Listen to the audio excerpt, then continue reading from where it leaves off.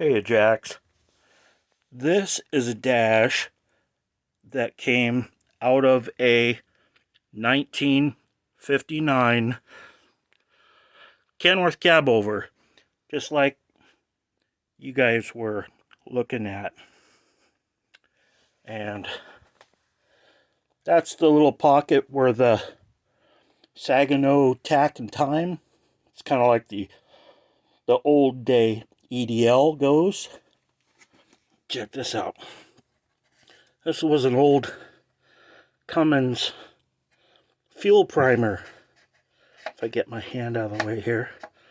So I guess they would prime those. There's the other side of the dash. And then I grabbed this really neat old horn. It's really long. It went down the whole center of the cab over cab.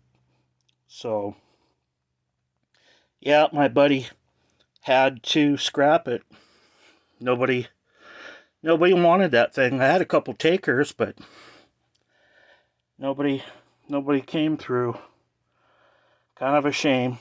And he knew I was into old needle noses. I've got one out there in my driveway right now I'm restoring, so not really into cab overs, but I can use some of the parts off this. But anyways, I decided I'd show you.